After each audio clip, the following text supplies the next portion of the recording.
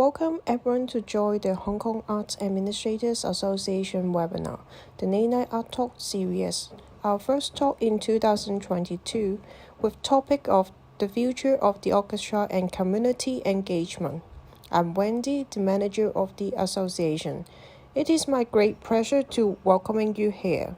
First of all, we would like to thank our supporting partner, Classical Next, and 3 honored speakers joining us today. Before we start, we would like to bring a few reminders to you. This webinar lasts for 75 minutes with Q&A section. During the sharing, only speakers are allowed to use video and audio function. If you have questions, feel free to leave it through the Q&A box.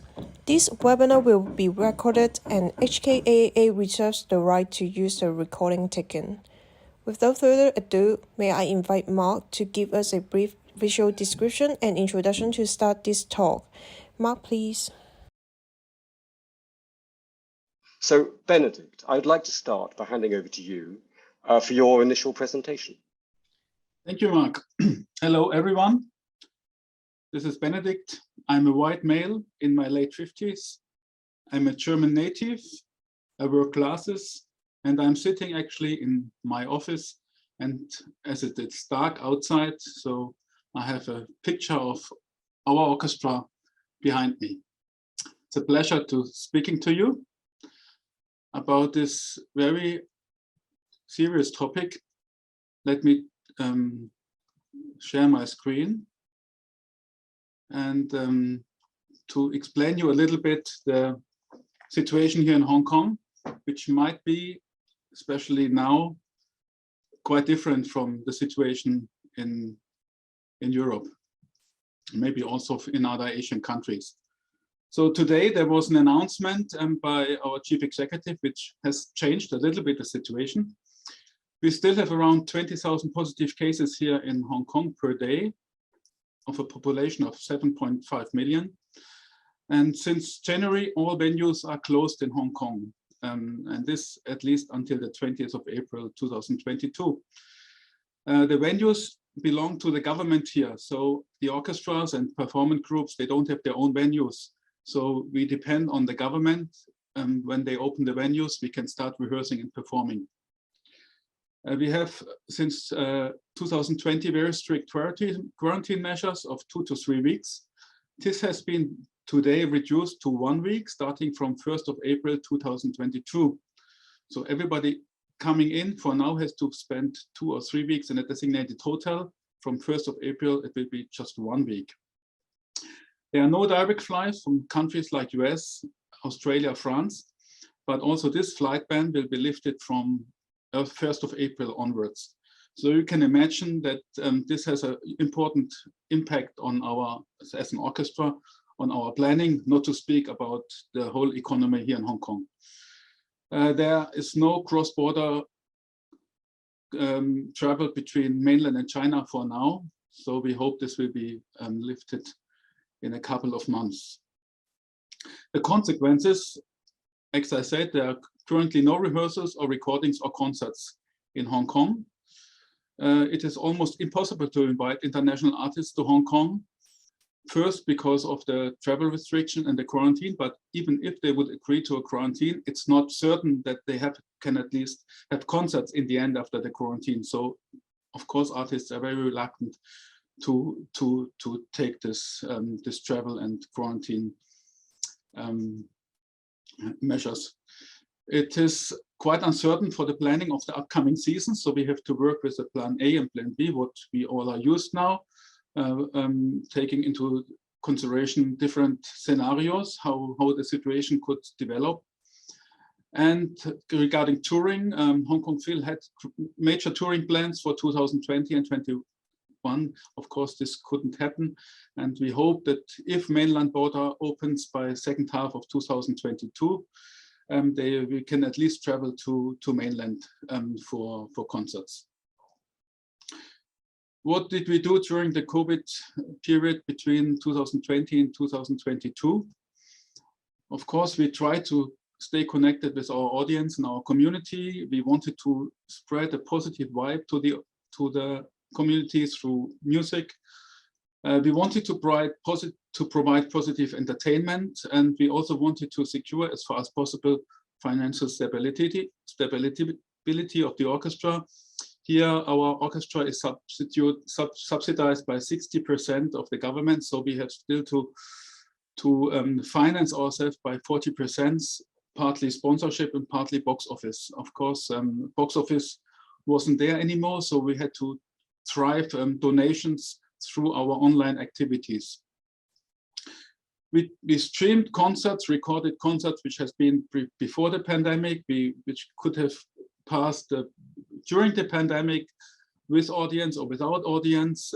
We started our own website content, website archive.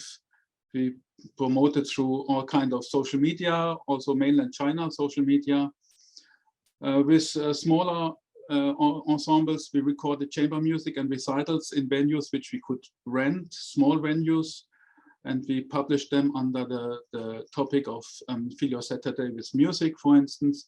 And we produced several videos with our musicians under the title Fill Your Life with Music on special topics like Show Your Instrument, My Role in the Orchestra, Wellness, Nature, Yoga, Cooking. So the orchestra was quite creative to do what was possible under the circumstances. Here are some pictures which you saw Fill Your Life with Music. There's a session on yoga. There's a session on food, musicians and food on a food truck. There's a chamber music recording in a private venue for a smaller audience. This, I think, is Richard Strauss' Metamorphosis. And here is the Grand Partita of Mozart. So these kind of things were possible during a certain period, even without audience. Here is What Are You Playing? Musicians present their instruments or meet your principals. This is our flute principal, Megan Sternley, and our principal, double bass, George. They talk about their instruments and about the role in the orchestra. So maybe I can show this little video which we've prepared in a time where concerts were possible. We reached out on the during New Year's Eve, had an open air concert, and this open air concert was broadcasted all over the world in the end during the New Year's celebration, the countdown concert. It just takes a minute. 5, 4, 3, 2, 1. Happy New Year! 新年快乐！新年快乐！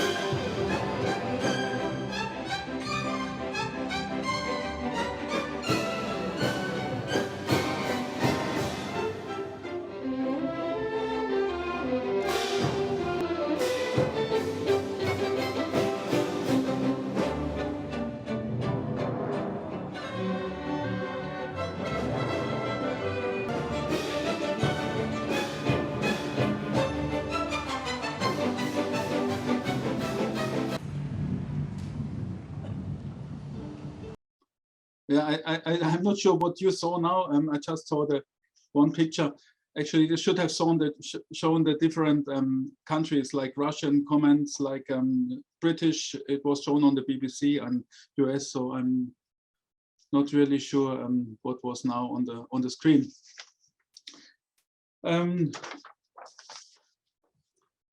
What will be the future of the orchestras? So this is, yeah, what do we know? I think the future will be very bright for us, but it might be different than what we experienced before and during the pandemic.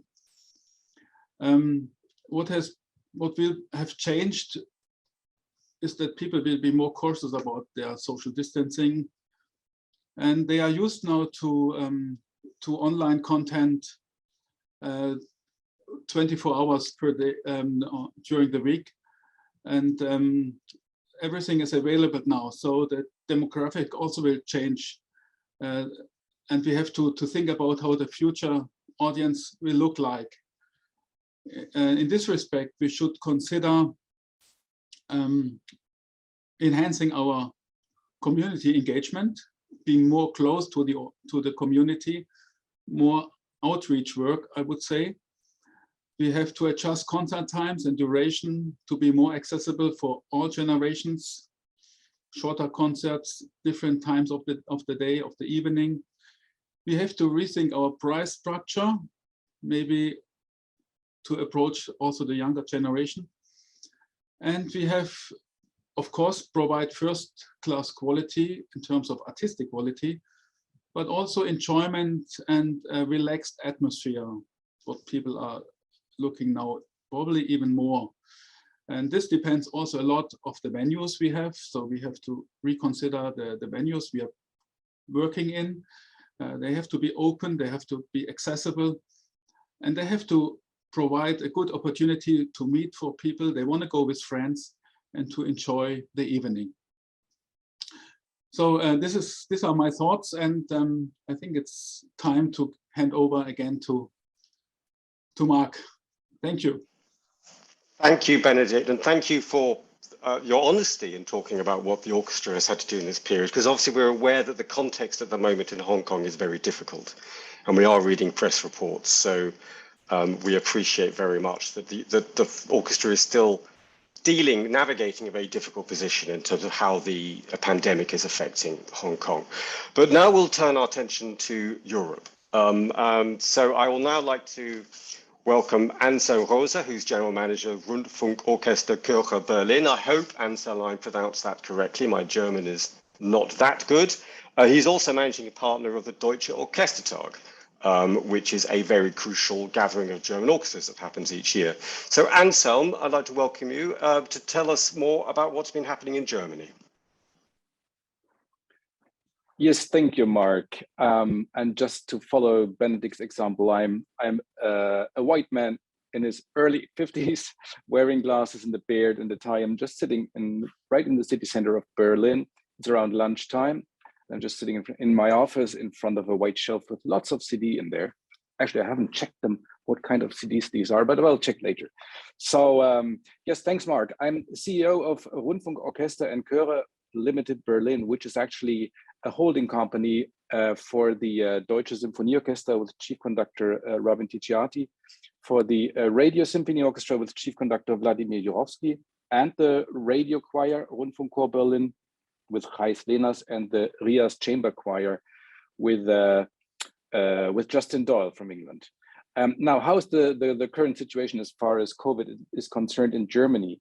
We have still an increasing number of infections, which is actually not 20,000, Benedict, it's 220,000 per day at the moment, which is an increase of 13% to last week in a country with 85 million citizens. There is no general quarantine rule as far as foreigners are concerned coming into the country, and we have a percentage of, let's say, 76% of the population have been already vaccinated twice, but only 60% have been vaccinated triple times. So what does that mean? We still have an increasing number, which refers back to the weaker virus called the Omicron virus. But ironically, last weekend, the German government announced the so-called Freedom Day. So all the restrictions have been lifted, but actually they don't. There are still restrictions. So still this morning, I had to wear a mask using the public transport. I still have to wear a mask when I go to a restaurant, to a bar. And still, at shops and restaurants, and of course concert venues. The 3G rule applies, which means you have to be recovered, vaccinated, or even tested to enter it. Now, what happened during lockdown times? In Germany, we had, I think, 2 times in lockdown. I already forget about that. I'm sorry about this. But at the very first stage of the lockdown, the very first lockdown was in 2020. So everybody was kind of shocked. So what shall we do now? We cannot go public with our concert activities. And this is what we do. This is, our core business. So we were very privileged here in Berlin with the Rundfunk Orchestra and Chöre, because all my 4 ensembles are radio ensembles. So what we did actually is we went on air. So we reinvented the so-called radio concert live from a studio, just with a moderator and the band, but no public, and live on air. So this is actually how a radio broadcast started 100 years ago. Actually, it started in Britain, to be honest, 2019, 2020. But in 1923, the first German radio orchestra was founded in Berlin, which is my radio symphony orchestra. So we will celebrate 100 days of radio orchestra broadcast next year. And what we had to do is, because by government rules, we were not allowed to sit close together within the orchestra. So we have to reinvent, not we, it was just the artistic directors, to reinvent the programs and to make possible that only 20 to 30 people in the orchestra sit on stage and that they have anything to play. So we were playing without audience, live on air via radio broadcast, and we were playing different programs only for small scale orchestra. And artistically, I would say that was really kind of a very creative time that we actually had.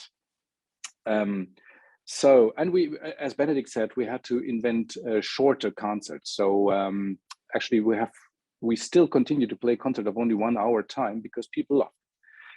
Well, what happened as well? Well, we have to go to short time work because we could not earn any money at the box office anymore. And good luck we receive, as the Hong Kong Phil does, public money support in general. But the German government also gave some financial support for concerts that didn't take place and where you didn't have any box office income. So we were supported by public money, and there is no complaints from that side. But of course, we also learned when we were allowed to open our concert halls again last year, starting in September last year, we have to make 2 new experiences for us. First one was, usually, as you all know, we have long-term subscription planning. That means 1 or 2 years in advance, people buy the subscriptions or even the tickets. And now we had to do marketing and distribution for concert within only 6 to 4 weeks. And we were surprised that people reacted positively to that. So this is something we learned actually. But we also learned on the other side that sales are pretty weak. So what we can see is that there is a strong commitment from our audience or from the subscribers and from the community. But on the other side, ticket sales are quite weak. And I will come back to that a little later. So what happened? Well, as far as touring is concerned, it was an up and down story all the time. So let's say the Deutsche Symphonieorchester, they had their 75th anniversary at the beginning of the year. They planned a Europe tour and it broke down almost completely. And on the other side, in December, the Radio Symphony went to Spain. It was the safest place in Europe to go to. So then when they were asking me, we are afraid to go abroad. I said, please go to Spain. It's the safest place to go. In Germany, the infection rate was really high. So you better go abroad. I'm just joking, but you can see sometimes it works and sometimes not. So the situation I'm describing for Germany, you can quite simply apply to all the other mid-European countries. It's almost the same situation there as well. So since touring is also economically very important for us, we have to face that box office sales and incomes from touring went down to 50 to 80%. And I'm expecting 22 and 23 to come back to, let's say, 60 to 75%, the general income. So what can we do now? I told you again, we are playing full concerts at the moment. We play Richard Strauss and all the big sized orchestra pieces again, and for an almost full audience. So when the audience enters the hall, they have to prove that they're vaccinated or recovered or tested. They have to wear a mask even at the seat of the place. And the orchestra can perform full size. This is quite new. It's just, let's say, starting from last September on, because we have a testing regime, as we call that.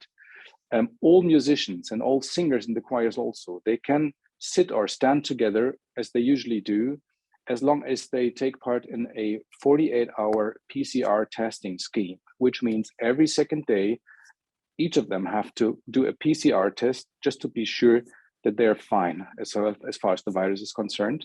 And then we are allowed to sit and stand together. I can tell you that costs a lot. At the moment, I just checked the numbers again with my accountant. I'm paying 100,000 euros a month just for the tests, 100,000 euros a month.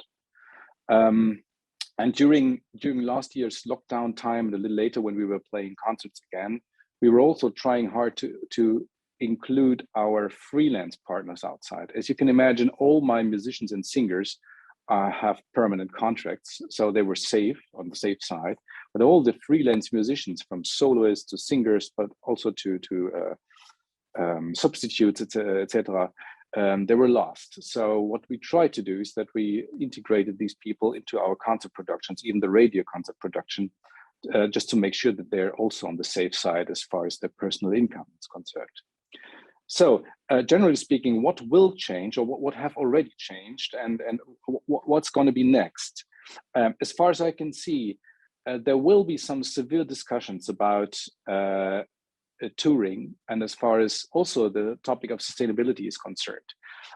As we learned from right now, there is no touring at all, and lots of people were asking, is it still necessary that this kind of business around the globe still goes on? Or do we have, especially when we think about ecological sustainability, do we have to rethink what we are doing globally, so to say? As we all learned by these kind of conferences we are doing at the moment, is how the video conference business can really be a relief and really helps a lot. But I think, as far as I'm concerned, I also learned a lot about how important the very personal human contact is also in our business world when we talk about contracts and conference and so on. What else did I or did the others learn? I think, and I just announced a 1 million, in 2 million euro investment for the next 3 years into our digital world, because this is what we actually learned with all the things that still went on. When we talk about streaming of concert, when we talk about marketing, distribution, all these things, we learned that even the oldest subscribers, with all respect, the oldest subscribers are very much used to their smartphones and to digital online buying of tickets and so on. So what's actually missing is our support as far as the arts is concerned, the artistic production, and as far as marketing and distribution is concerned. So we will do a huge investment to really improve our digital technological support, so to say, of all areas that an orchestra actually works on. So far, thanks. So brilliant, really detailed. I am shocked at your cost of the 100,000 euro a month on testing. That is a terrible burden to have to deal with. So thank you for that piece of information. We'll come back when we have a sort of conversation on some of the issues that this has prompted, but I'll now give you the perspective from the United Kingdom, which is, of course, is in Europe, but now, all the more now, slightly separate. And I think the main thing to start by explaining is that the UK is actually comprised of 4 nations: England, Scotland, Wales, and Northern Ireland. And each nation has been able to set its own COVID restrictions. So this has meant navigating these past 2 years has been problematic because those nations have gone at different pace. England is the dominant country, and my association, the Associated British Orchestras, has been mainly liaising with the government in England over COVID restrictions, because my role as chief executive of the ABO is to work on behalf of all the orchestras in the United Kingdom. I am not an orchestra, so all I've had to do is gather up information from across the country as to what has been the impact across our membership of 70 professional orchestras, plus youth orchestras and concert halls, festivals, the whole economy of classical music and how that's been affected. The crucial thing to understand with the UK is that we are much more dependent on earned income than our colleagues in European and Asian countries. On the whole, in European and Asia, you will probably be getting around 80% of your income as government funding. In the UK, it's 30%. We have to earn 50% of income and fundraise 20%, and just 30% comes from government. This meant that when the pandemic swept in, it hit the orchestras in Britain very, very hard. Talking to colleagues in Europe, they often said that it was as if the pandemic was an inconvenience. Anselm talked about, the government funding meant the orchestra could still carry on. But for us, it was existential. Would orchestras actually even survive this? Because with the income stream stopping because of national lockdowns, survival was in question. Now, the government did accept that clearly arts and entertainment needed special help.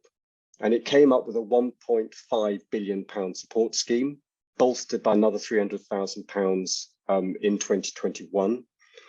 So in all, just under £2 billion of additional investment has gone in to keep the infrastructure of arts and entertainment going through the succession of lockdowns. And Anselm, I agree with you, I've lost track of when we were open, when we were closed.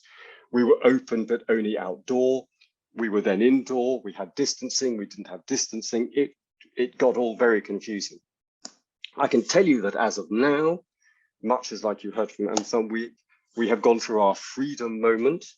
We have 100,000 positive cases a day, but we now have no restrictions whatsoever, none. There's no government mandated mask wearing, no government mandated testing. It is over to each individual employer to decide what to do. This creates a difficulty when COVID cases are still running as they are, with the Omicron variant very high. But back to where we were with a succession of lockdowns and thinking, well, how do we keep an orchestra going during a period when our primary purpose of engaging with a live audience is no longer possible? And that, of course, leads us to talk around that shift to digital. It's around, we had to create a digital presence. And the main lesson we've learned is that we had talked about how it might take 10 years to increase the digital offer that an orchestra could make. And we've had to do it in a year. And we have seen some very, very interesting positives from this, that actually we have found there is an audience hungry for engagement with an orchestra, for whom a digital presence has been invaluable. And there has been quite good take-up of digital tickets. And something also counterintuitive is there's always the assumption that digital is how you engage with young people. And actually, some of our members have found it's been a great way of engaging with old people, because old people are the ones least likely to want to go out or not able to go out. And therefore, by being able to watch their orchestra on their television, they have enjoyed that very much. So we've learned that the shift to digital is possible, and you can create a digital concert series and sell tickets for them. But the income does not replace the income that you get from the live concert. There is not as yet a viable business model for digital. It is a way of extending reach. But the other key thing to think around, because we were asked in our briefing to talk about community engagement and healthcare, is digital has also been a way of actually continuing our work in music education and in the community. And we have seen a big interest from schools in particular for digital content. And many of my members have created online resources for schools that proved to be very valuable to those schools when a period when they too were not able to let children into the school, were having to do working teaching from home, and have really enjoyed what orchestras have been able to do. And those orchestras in turn have found that they might have once had a local audience for their education work. Now they have a national audience for their education work. So it has been, in terms of education, big strides forward. In terms of healthcare, I would say it's actually a step backwards. British orchestras, and I'm going to pop a link in later into the chat, were already very active in healthcare before the pandemic. And there's a report I'm going to link to of a lot of work that was happening in the community and in healthcare settings that the pandemic unfortunately now prevents, because there are still restrictions, particularly in care homes for the elderly. There is still not the ability to send musicians into buildings and into direct engagement with the people in those settings. So that's still very much remaining on digital. And we are waiting for the restrictions to ease in healthcare settings for us to get back to the making progress, because we had a lot of really interesting case studies that you can read in this report called Orchestras in Healthcare, of working with people recovering from strokes, dealing with mental health issues. And of course, mental health has been a massive issue through the pandemic. The impact on young people in particular is something that orchestras are now engaging with as something they need to help rebuild the health and welfare of a very weakened and damaged nation. Now, I talked about how we're in a situation now of no restrictions, but COVID is still with us. I talked about how we're still at 100,000 cases a day. The government has now put us in a very difficult position. They are saying there are no restrictions, there is no more financial support, you're on your own. You deal with it. We are now officially living with COVID. But we are not back to normal, far from it. We have had consistently during the pandemic a very detailed audience survey that has been invaluable to us in telling us what is going on. It showed through 2020 and 21, when we were allowed to open, that there is a core of our previously loyal audience who are not coming back to concerts. It was at 30%, it's now at about 15%. There is a core a missing audience who have lost the habit of going to concerts and are still very, very nervous about going into an enclosed space and want to have those protocols like distancing, mandatory face coverings guaranteed. But of course, we can't guarantee that anymore because we're not required to do it. And as we know, having a distance audience means lower box office sales. We need to be able to bring more people into the concert hall to earn a living. So we are in a very different, we're now at this cusp of wanting to get back to normal, but the pandemic is still here. And we are still talking to our government about this. And of course, we also have to be very mindful of the musicians' union and our responsibilities of looking after the health and safety of the people who work for us. So we are not in the business of letting people into the workplace if they are testing positive for COVID.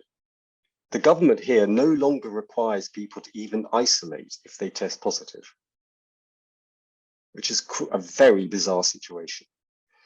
But of course, my members will still require them to isolate. Nobody wants to risk the well-being of anybody who works for them. So we're in a very odd situation now where we're almost back to normal, but still with quite a long way to go. And there are still restrictions, as I say, in certain community settings, which means that we are not able to go back in and do the sort of work we were doing pre-pandemic. And so we also touched on touring. Touring is also part of that high dependency that our members have on earned income. And 12% of their earned income in 2019 came from touring. So touring is vital income stream, which people obviously want to get back to. Now, European touring has been reactivated. Indeed, the City of Birmingham Symphony Orchestra is touring Germany this week. But we don't have to, not only do we have to deal with COVID, we now have to deal with Brexit and Brexit restrictions that make touring problematic and more expensive. But touring is back, but it's back in Europe. And I think that the thing that's really missing for us is touring to Asia. Asia is still restricted and is still not letting orchestras in. So Benedict, it was useful to hear from you the idea that those restricted international flights are about to be lifted, because we have missed the ability to come and bring British orchestras to Asia. And the sooner we can get back to that, the happier we will be. So Benedict, I don't know whether my first question, perhaps back to you as a panel, is, so where do you see that Asia heading in terms of letting the Western orchestras back into what has been a very valuable marketplace for us? Right. Well, we shouldn't restrict it to orchestras, because probably orchestras are not the most important factor for the governments, but for us it is crucial. That's true. And what we hear from other countries like Japan is very much likely to open up their restrictions very soon. Korea already is open, as far as I know. Singapore is open for now. So there is very strict restrictions on mainland and Hong Kong, and Taiwan is also, I think, still so far. But I know there are always discussions going on to lift as far as possible. Benedict, I've suddenly lost visuals on you, but we can hear you. I'm sorry. Yeah, that's it. Right, we got you back. Yeah. And Ansam, I'm assuming you talked about touring now, or you talked about the environmental question. It is a big challenge, this. We do go through this weird thing where we have a European orchestra goes to Asia, and an Asian orchestra goes to the USA, and an American orchestra comes to the UK, and a UK orchestra comes to Europe. But look, it's part and parcel of what we do, isn't it? We exist to be visible on an international stage. It's a difficult suggestion that somehow we should stop touring, but yes, we do need to be mindful of our responsibilities when it comes to climate change. This is something that German orchestras are beginning to ponder, is it? That the happy days of touring might need to be rethought? Yeah, it's actually a coincidence that these two questions are overlapping at the same time. One is that we were not allowed to travel to Asia, and all my ensembles are really sad about that, because people were waiting in Japan and Korea and mainland China. And on the other side, we love to travel because we have our community there, and we love to visit them from time to time. At the same time, there was this discussion coming up that when all the air traveling was really shut down, people were asking the ecological question again, that actually the orchestras in the United Kingdom have been asked, I think, 10 to 15 years before. So it's now in mainland Europe, the simple question, do we have to go there? And of course, it's a business model, and we all love to go there, and the people over there are waiting for us. So I can't tell how things are developing at the moment, but we have a discussion about that. It will not prevent us from traveling, so no misunderstanding about that. But of course, with any tour to Asia, even to North and South America, we have to rethink what is the handprint. So what's on the positive side of the balance, to say, why are we going there, and what is that for? And the footprint, which is mainly the air pollution footprint, so to say, which have to be in balance. I'm pretty sure that to some respect, I'm hoping that things will come back to what they've been before.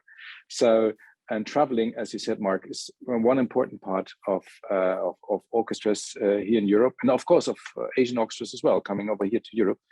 And I'm pretty sure we will come back to that stage again. But I can also imagine that some orchestra tours will be questioned to some extent. Is it necessary to go there if you take it into consideration the question of air pollution and simply the ecological question? Thank you. And I just, for our attendees, I just popped into the chat that link I promised to a report on orchestras in healthcare. As I say, that actually predates the pandemic and is but we've had very active engagement with our National Health Service. And our National Health Service has become very interested in something called social prescribing. This is where they realize that a lot of people who go to their doctor aren't actually ill, but they actually could be lonely, or it's a more of a and want to engage socially. So there's now an encouragement that doctors not only prescribe pills, but they prescribe art. You can prescribe artistic and social activity. And so we're very interested in that as an agenda. Is that, and Bennett, is that something we were asked as part of our briefing to focus on this issue around healthcare? Where are orchestras in Germany or in Hong Kong? Where are you in terms of that specific engagement in the health and well-being of your local population? Well, it's not only limited to healthcare, so to say. It's part of our core business, not just to play concert, but also to reach out for audiences which are, to some extent, are not able to to come to our normal concerts. And it could be that it is part of a healthcare program, but it doesn't go that far, as you described, like in the United Kingdom, that the healthcare system is such. I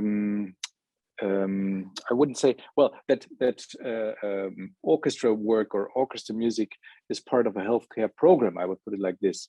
What we do is that we can, when actually there are activities of all ensembles, I can at least talk about my company. There are activities of all ensembles towards nursing homes and hospitals, etc., to really reach out to people who are not able to attend normal concerts. And it was interesting to see that when we were in a lockdown, that the only concerts we were allowed to play had been actually the ones for the nursing homes and the hospitals, but as long as we stay outside and play in the garden of the hospital, so to say. So what we could do at that stage was to reach out to that people, actually. But it is a topic at the moment.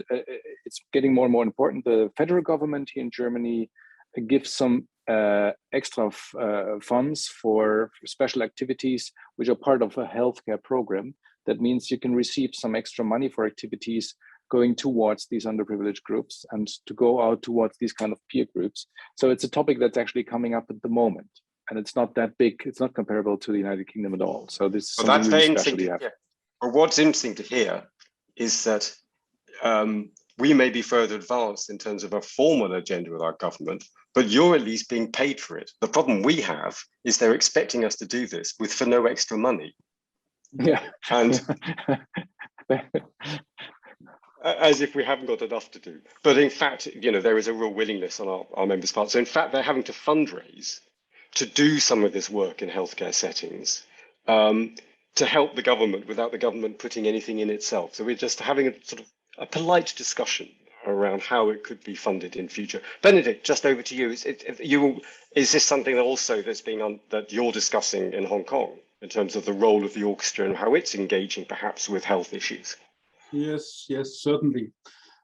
Especially private foundations, they focus on work, musical work, artistic work with underprivileged groups, with diverse audience groups.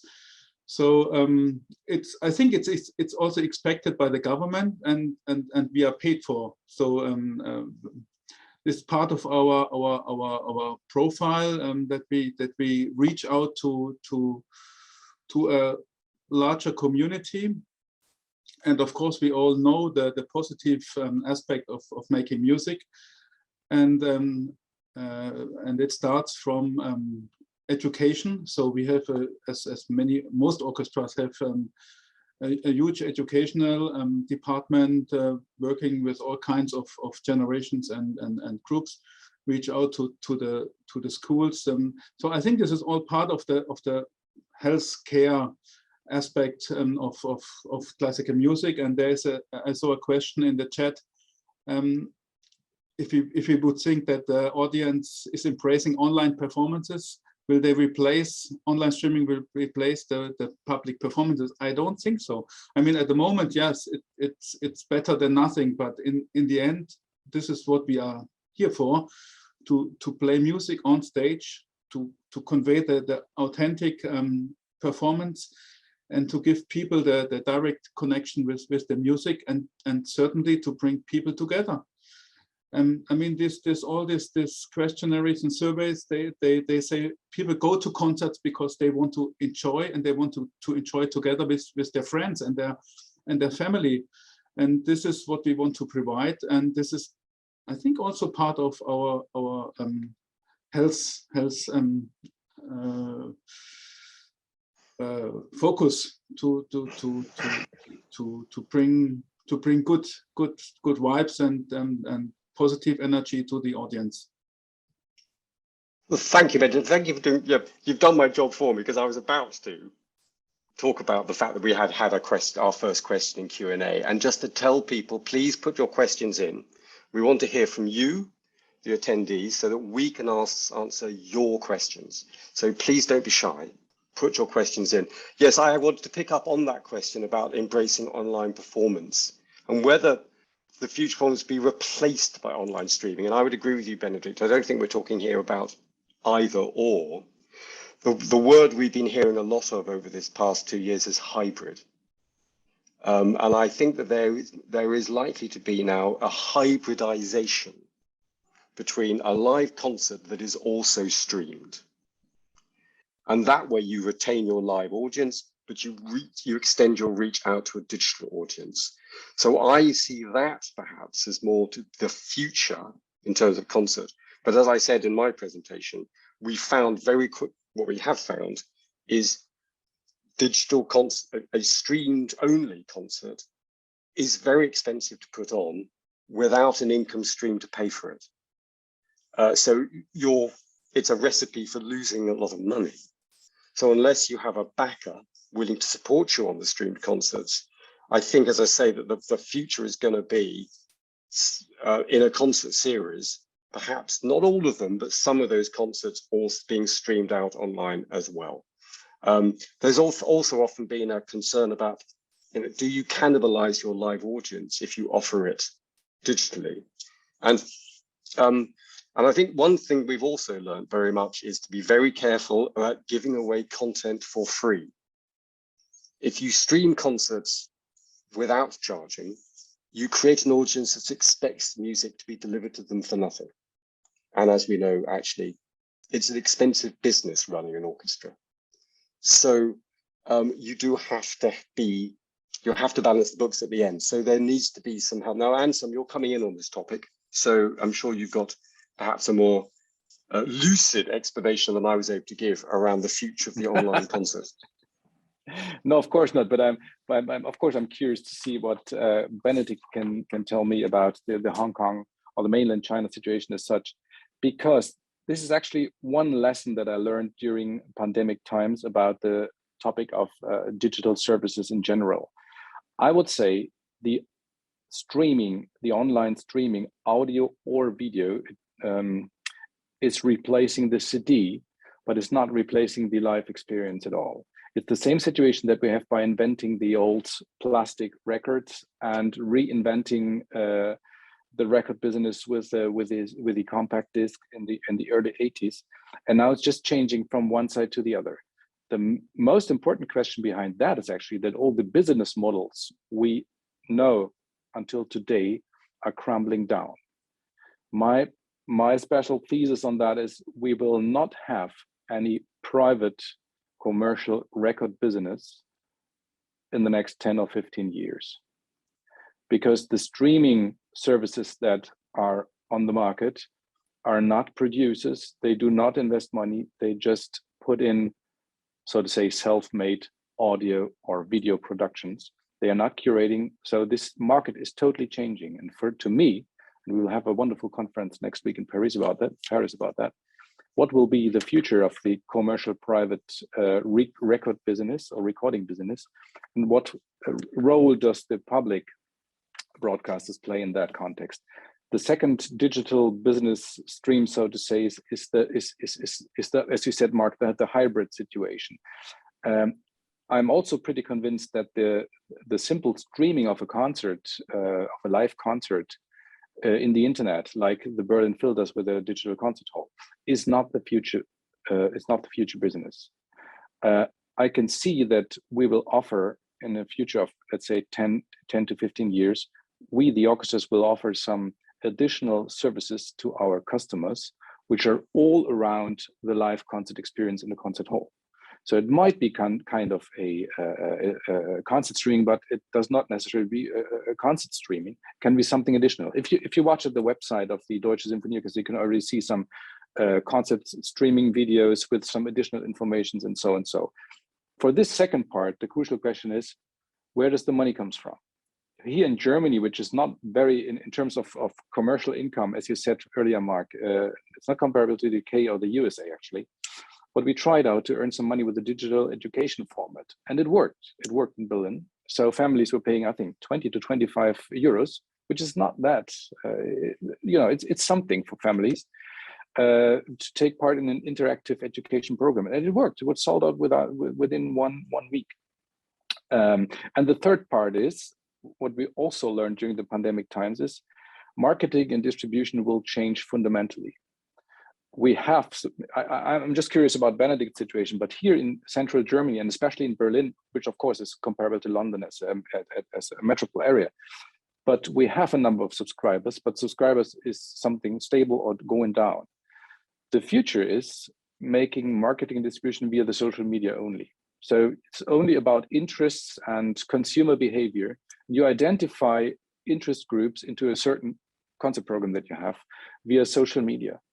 And it's not about, the community that is a fan of your orchestra and stays with the orchestra, whatever might happen, or whatever program you put on. It's about interest group. And so this comes from, to me, it's a general process, a general development in the society and in the economy, but also it comes especially from the experiences that we made during the pandemic times. Benedict, do you want to come in? Sure. Yes, I mean, the marketing aspect, Anselm is totally right. It gets more and more sophisticated how to analyze your audience on the different social medias, and this is the way to approach. Leaflets or posters are probably only here for your image to show a certain presence in the city, but the audience comes from social media. I totally agree. About record companies, yes, I mean, they make their money nowadays with the backup catalog. Like the more they buy other companies, they make a little, but as a total still quite some money, and with some productions which sell many thousands. But how long this can continue, we don't know.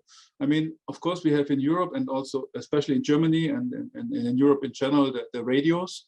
They produce their recordings and their program, and this is now also online, mostly audio, but also more and more very good visuals, and they invest a lot of money in that. So here we in Hong Kong and in I think also in mainland China, the public radio is very limited. So it's up to the orchestras themselves to produce their content, their online content, video content, which is quite expensive as we know.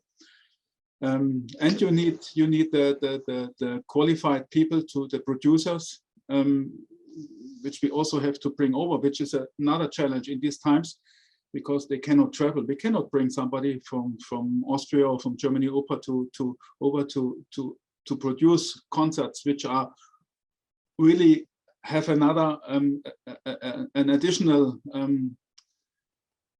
focus and additional value instead of just recording. If you want to produce nowadays a concert in a visual form, it has to be special so that people really stay and have different perspectives. Now even 360 degrees recordings are getting more and more common, so that we have more possibilities to see the players, but it has also need to be very well done to keep the audience on the screen. Otherwise they just skip over. And also audio, of course, needs to be high quality. Otherwise people listen on YouTube and the quality there is not as you would expect from a very on a very high level. Yeah, so I totally agree, because I think what I saw, it's interesting, this digital discussion is what has clearly prompted a reaction from attendees. So I'm seeing a couple of things flowing through which we need to follow up. But I see in terms of digital that certainly in the UK, orchestras went on a journey from March 2020, when they were suddenly told, right, you can't, that's it, doors are locked, you stop playing concerts. We started to get those YouTube montages. Here's our orchestra on a YouTube montage for free. And we started there, and we're now at a point at which we're putting out very high quality content. We learned to get better at this, and that what customers want is the highest quality product. So, and in fact, one of the things that has come through the chat, and just to reiterate to attendees, please don't put your questions in chat, please put them in Q&A. It makes us easier to track them. But there's been a question in chat about whether sort of hologram and immersive audio are actually a mechanism by which it would challenge the assumption that you need to go to put on your traditional live concert, that actually there's even further we could go in terms of using digital media to reposition the orchestra. I think that's a whole 90-minute session in itself. I don't think we can cover that here. But there are other questions beginning to flow through. So one about Ansem, about your massive investment in digital, and what exactly that will be spent on. And they wanted to then know whether the same would be happening in UK and Hong Kong. So do you want to pick up on that? Yes, and the answer could be quite short, because we're now figuring out where the money should go to and where we should do actually the so-called digital investment. It ranges from the core working process system that we have in the administration up to the artistic production, to use, I don't know, any kind of the latest ideas on video and other recording, lightning support, just to support the artistic production, but also to find our own way to have an online distribution model for whatever streaming or whatever other things we have to put online. So really to invent a distribution model for a third distribution way, not only live concerts and radio broadcasts, but also the online business. It's about the high-end quality for audio and video. Actually, I learned that the latest development as far as the online format for audio and video recording is concerned are invented in Berlin. So really try out to have the latest, how do you say, the latest technology as far as recording audio and video is concerned. And of course, about the marketing distribution thing, just to make a huge improvement there, to reach out to the people and to have customer services as far as their interests are concerned, and to really support them as the commercial industry already does as far as the internet is concerned. So we have to learn there a lot, and this is this year's major focus on. This year we have to learn about a lot about the digital development in general, and then we will ask ourselves what applies to the orchestra world and the choir world, and which kind of investment shall we actually do then by 2023 up to 2026? This is the scale. Well, actually, that then prompts another really fascinating question that has come through, which is that this sounds like it's a kind of, as soon as you create your own digital concert hall, you're then now competing on a worldwide basis with all the other orchestras who are creating digital platforms. So you're all then in competition with each other, and then that flags up a whole question of how are you then distinctive from any other orchestra? But does this then become a form of dog eat dog, that the big orchestras can muscle into this market, have the money to invest in it, not create the capacity for your smaller ensembles, and is there almost over compete for what is perhaps a relatively limited marketplace for digital concerts in the first place? I mean, I think it's fair to say, Anselm, that Berlin Phil's digital concert hall has still not reached a sort of a point at which it actually is necessarily making very much money for the orchestra. So would we saturate our market if we all muscle into this space? Well, or Benedict, do you want to come in on that too? Yeah. Sorry. No. Well, I think there are different reasons why people watch online videos. If they are in the city, they want to follow their own orchestra. Why should I listen from here to DSO or to BBC Philharmonic? If I want to listen to music, one reason is to follow my own orchestra in the city.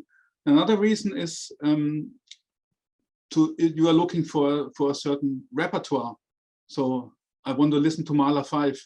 Then I go on the internet and look for Mahler 5. And then I get a suggestion of orchestras.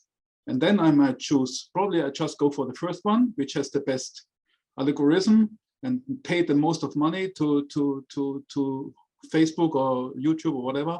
Or I really choose then, I want to see DSO, BBC or Berlin Philharmonic. So there are two reasons. So I don't think there is a real competition between the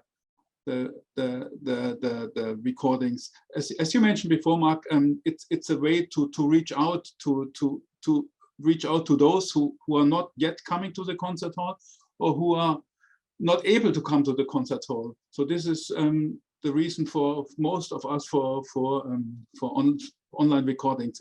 It's not to make money, and it's not to replace our audience. And yeah, so I can easily support what Benedict just said. I think to invest into the digital infrastructure of an orchestra or a choir is more about the question of availability. If I'm interested to see Jaap van Zweden at the Hong Kong Phil or just Jaap van Zweden and I go into Google, I will for sure end up with the Hong Kong Phil. If I'm looking for any certain, I don't know, a repertoire or product or whatever, it will be made available through the digital distribution way that an orchestra might offer. It's about creativity. So if I'm looking for a certain artist or whatever, a certain product, as I said before, I think for example, if just the Deutsche Symphonieorchester made the Alpine Symphony by Richard Strauss with his famous you say climber Reinhold Messner. So they put these things together into a film with the music and the interview with Reinhold Messner. So this is something special. If you look for that, you can find it at the DSO website. So it's no marketing right now. It's just telling you there is, if you have some special things to look for, you might find them internationally via the internet world. In the very end, the mechanism of our market still remains the same. If the Hong Kong Phil goes on tour with Jaap van Zweden or any other prominent conductor, it's about the orchestra from Hong Kong and the conductor, and they will come up to Germany and the UK, and we will just happy to see them here. And I think if they gain attention by any digital services they might offer internationally, that's fine. This is our world just right now. But it's still the core business that's the most important, that's most important actually to us. And I think this is also the reason why the digital concert hall, with all respect, because it's perfectly done by the Berlin Phil, does not work well till now. Okay. Look, I think we've got less than 10 minutes to go, and I think we need to shift away from the topic of digital, that has been the primary interest of our attendees. But there's a couple of questions that I think that actually sort of along the same lines that it's worth talking about, which is about the impact on the musicians themselves, and what this 2 years has meant for them. So the questions is really around how did you keep your orchestral musicians motivated when they were not allowed to perform live, and keeping them motivated now when there is still the threat of testing positive, and what the impact then was on mental health and their willingness to return. But as things return to normal, how did you find getting them back into the workplace went? Who are you asking? Well, either one of you wanted to pitch in on that. How did you approach that business of, right, guys, we can get you back onto the stage, onto the platform? What did you have to consider around the mental health issues that they're not gone through? Musicians are, as we all, very concerned about the health situation, about the precautionary measures we would put on, especially here in Hong Kong. I mean, we try to keep contact, we keep them informed about the situation. We had this, as I explained before, this little things which we try to organize with their help. They provided some of them their own videos, which we could use then and put online. But of course, it is still a very difficult situation because we can't even rehearse. So we are very much looking forward to April, where we probably can open the venues. There's not much more to say than they are now really looking forward to get back on stage. One thing that we have been mindful of, just as a little point of interest, has been their hearing.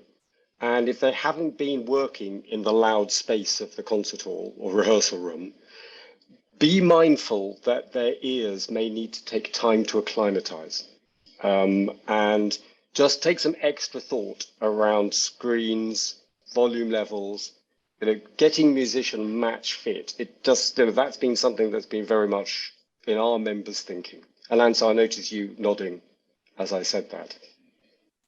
But is there anything you wanted to say around this issue about looking at how the musicians how has it been for them over the 2 years, and how have you looked after them?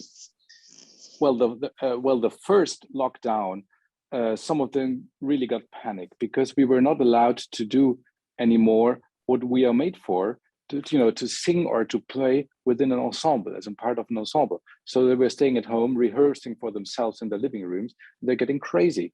So of course, they by themselves invented forms of coming together even via the internet. And so actually, Mark, you're definitely right. What I could see when the first lockdown was lifted, I forgot, last year, sometime last year, the orchestras and the choirs were not able to perform, let's say, so you can really see a lack that they didn't work together for a long time. So in terms of quality, it doesn't matter what orchestra you were listening to, you can really hear the difference because they didn't perform for a long time together. And so this was really, it's not about the health issue as far as hearing is concerned, as you said, but it's about how to play together.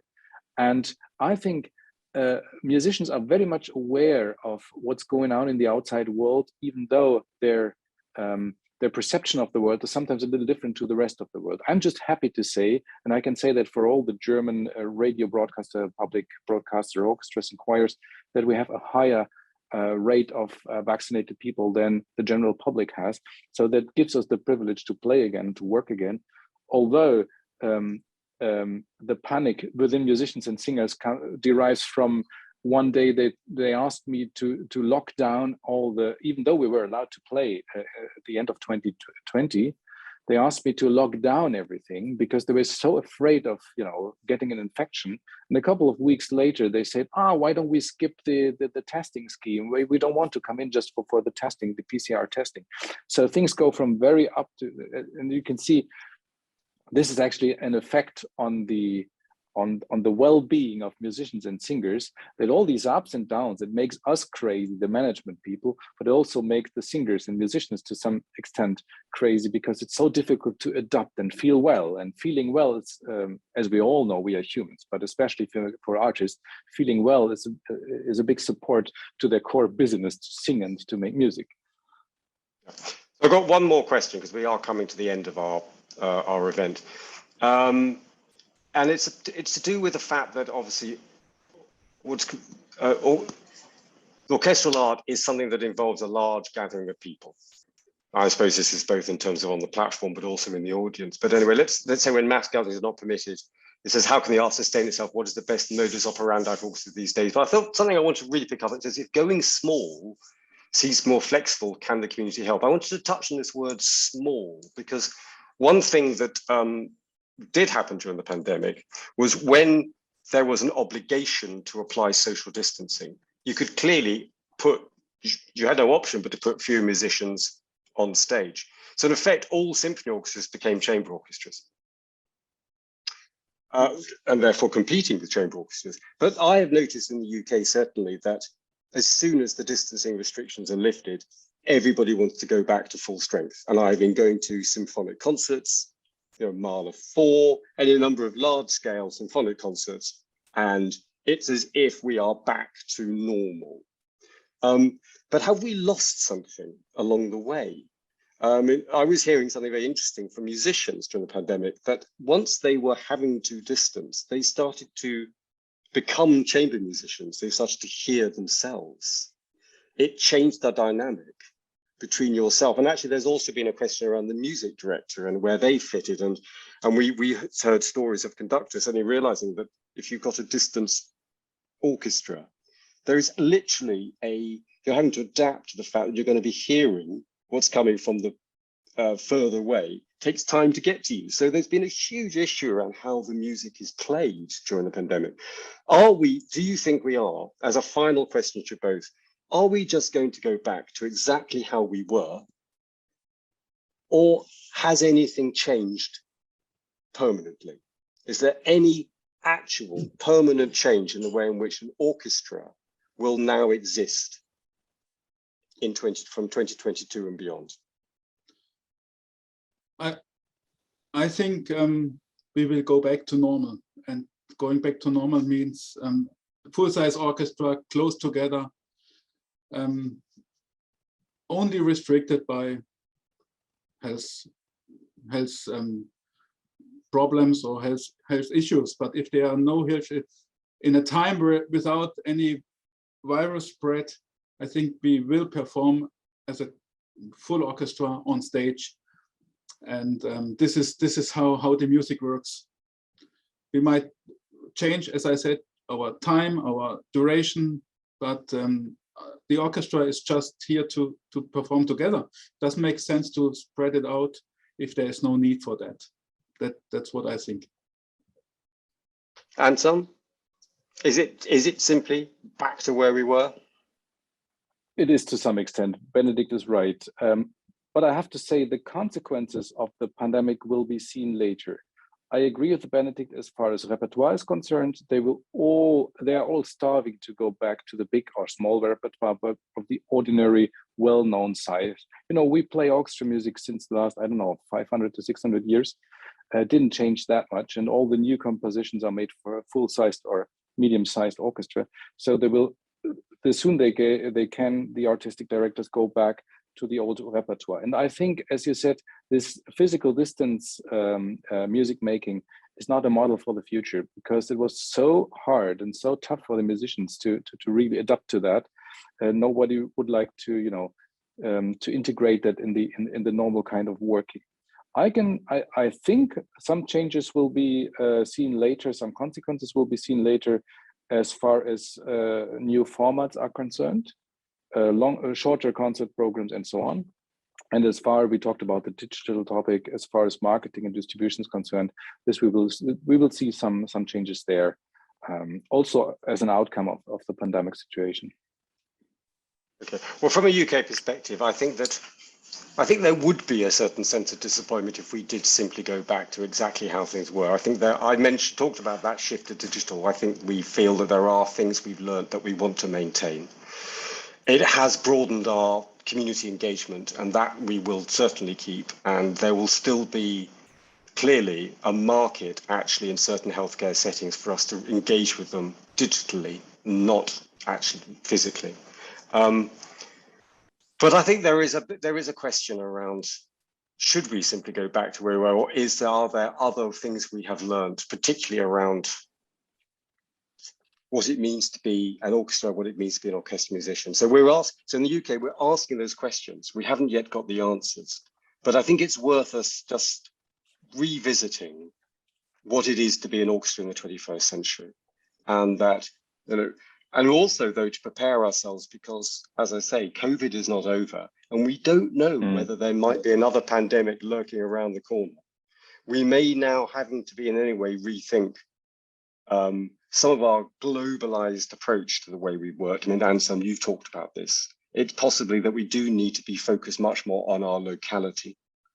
And be less reliant on a global marketplace, because there's also the whole issue around climate change to consider. So I think that's been a fascinating discussion. My apologies to those of you who asked questions, and I'm afraid we didn't have time to put those to our panel. But I hope that you found that useful.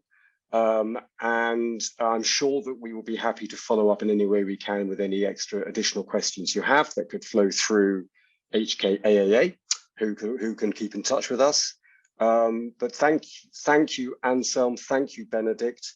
Thank you, HKAAA, for putting on today's event. Thank you to those who attended. Hope to see you again at an event at some point in the future. Goodbye.